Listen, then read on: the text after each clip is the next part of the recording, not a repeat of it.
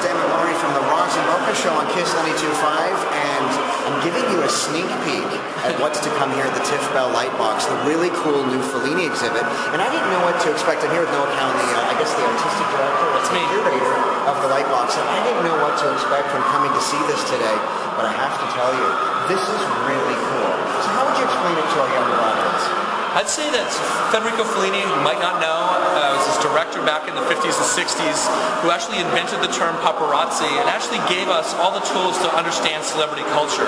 He was obsessed by movie stars, behaving badly and then repenting their sins in church. He really enjoyed understanding when people were doing crazy things in the streets, and he would digest all of that and turn it into art. It was really cool. In some ways, he was kind of like the YouTube kid of his generation.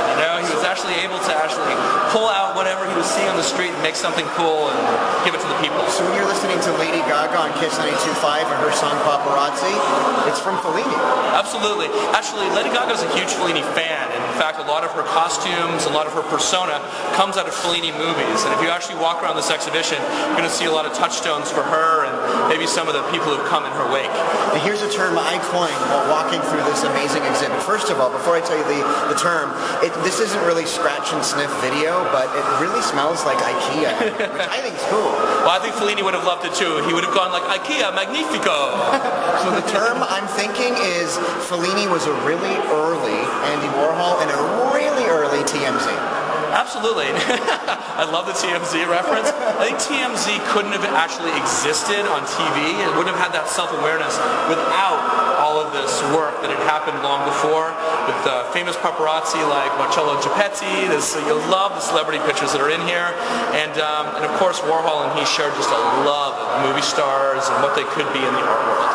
So if you want to check out early film, early paparazzi, and a really cool photo exhibit and film exhibit, check this out. For information, it's tiff.net. Let's take a look around. Sure.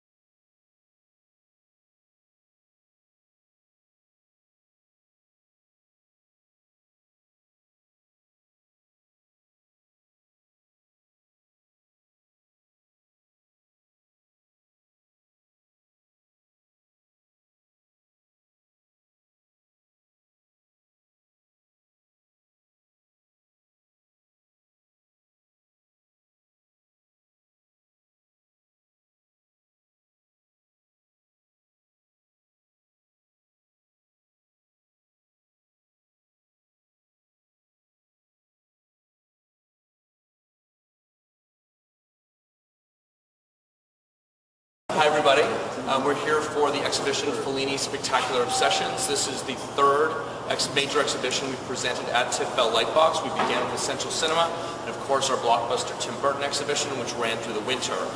This is our new one. This exhibition has been heavily adapted for Tiff Lightbox, but began its life at the Jeu de Paume Museum, part of the Musée du Louvre complex in Paris.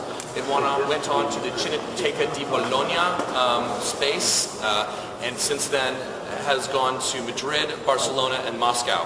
This will be its one and only North American stop.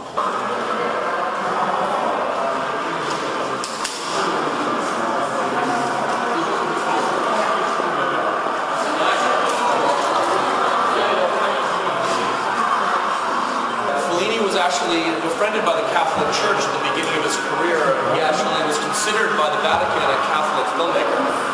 That all ended with La Dolce Vita and the famous opening sequence as a crucifix makes its way across Rome underneath a helicopter, captured here in this famous photograph from the St. Jude collection.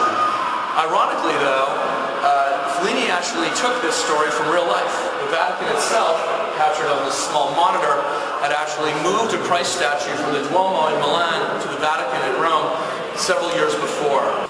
Fellini allowed Sabatini to roam freely around the set of La Dolce Vita, creating the first really casual on-set photography ever in the history of cinema. became hugely influential and actually changed how media actually represented the film set.